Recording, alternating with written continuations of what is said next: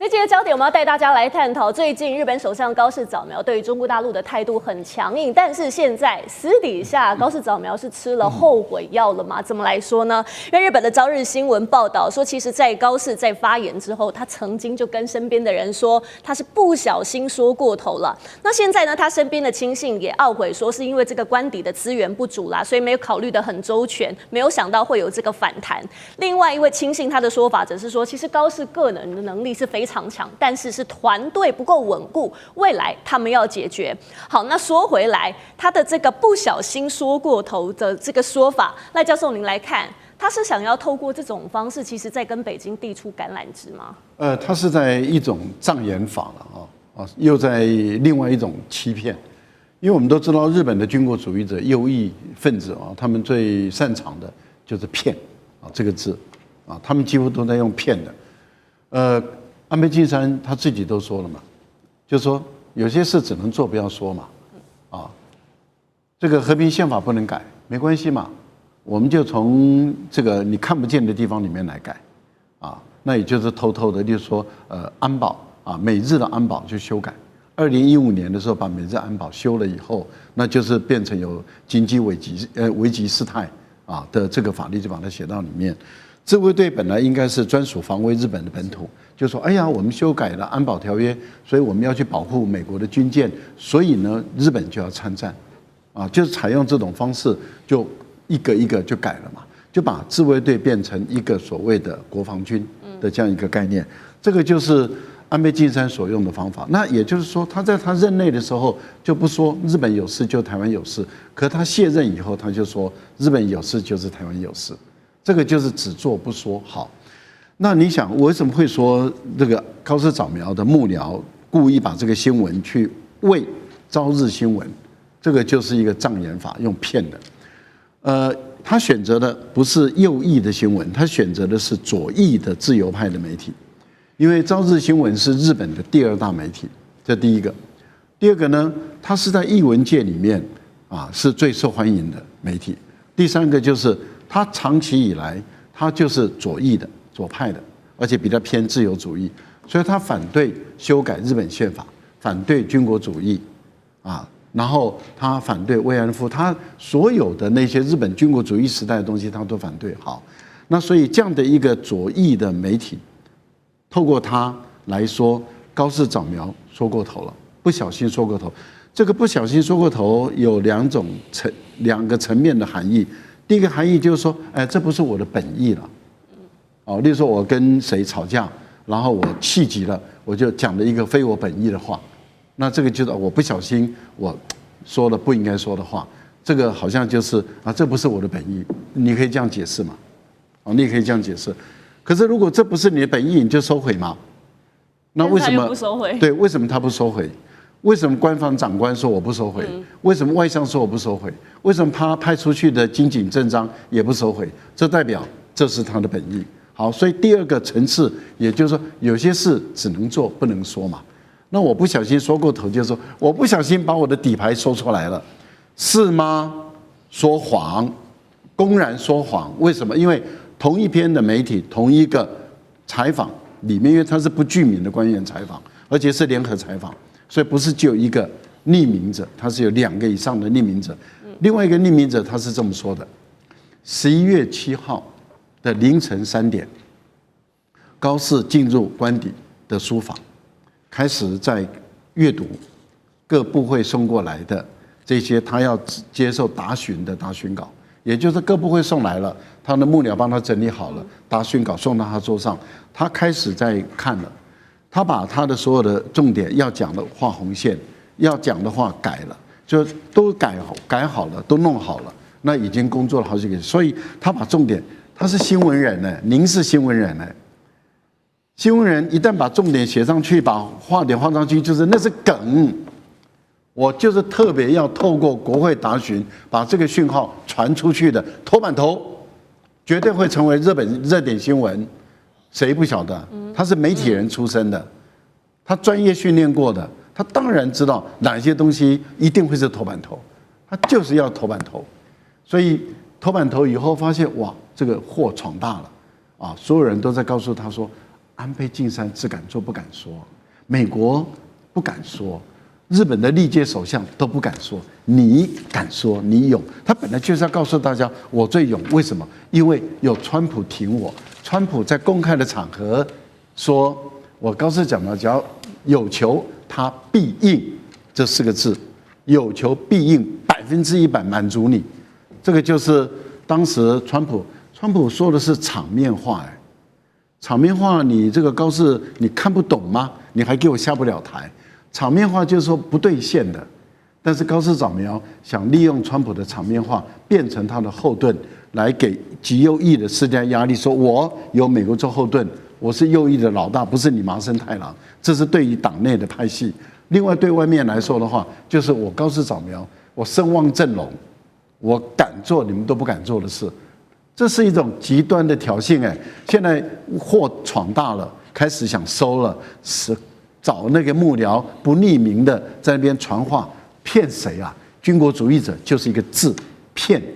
好，赖教授说这个高市早苗祸真的闯大了，因为现在呢，中国这边北京的反制手段其实最有力的，我们要说到的就是车用晶片跟稀土。那中国呢，您从图卡上看到，在中重稀土几乎是掌握了全球工艺。这些稀土呢，说回来跟这个高科技的磁材、半导体、军工还有新能源，其实都是非常的关键的。那举例来说，日本虽然说很努力自救，但是到2024年底，他们从中国进口的稀土比重，反而是从您看到2018年的50%上升到63%。尤其像是一些重稀土，像是铵、锑、铬这些呢，都是电动车马达驱动系统不可或缺的材料。那大家在说一旦断供的话，其实呢，日本它整个高科技产业可能都会受到影响。好，委员您来看，如果真的中国真的动手了，就是对这2个车用晶片跟稀土全面的打击的话，那日本他们的产业甚至说整个供应链会受到多大冲击？简单的评估哈，日本的汽车产业看品牌。有的品牌啦，必须减产10%，有的品牌要减产30%，啊，如果减产这样的话，他们的股票价格会跌多少啊？大家盘算啊。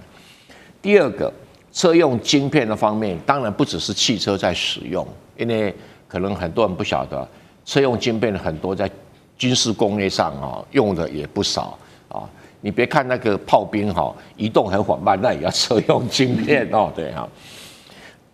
所以如果这些缺料的话它的计划中的武器生产量可能要停掉20%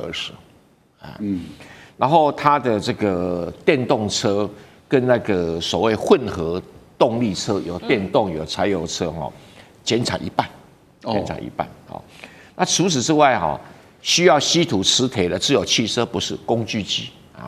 还有光学仪器所用的稀土玻璃，不只是稀土马达，稀土玻璃，还有日本最擅长的精密仪器，还有半导体制造设备，全挂，因为它用量比较大那其他的涉及到电动动力用的储能电池，各式各样的电池那供应量会全部乱到一团。那有人说，那长期有没有办法解决呢？有的，成本2倍对，那因为它要靠回收吧，短期内靠回收来使用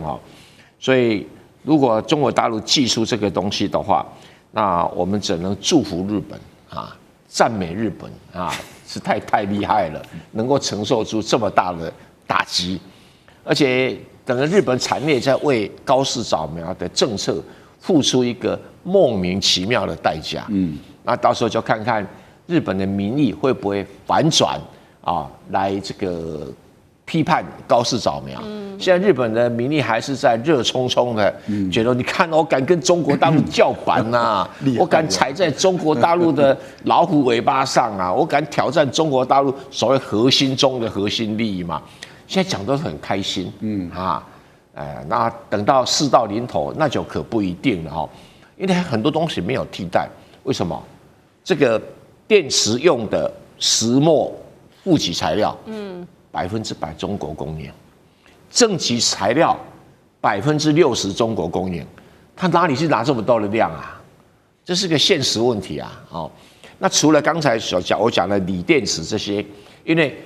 负极材料、正极材料主要讲的是所谓磷酸锂铁嘛，正极材料主要讲的是石墨嘛。那你这两个在全世界你找不到那么大的量的供应啦，有点像说美国我产大豆可以卖给别人，可是最大的量在中国，那你一样，它供应就在中国，你其他地方拿不到，越南可以拿一点啊，澳洲可以拿一点，东侧西侧。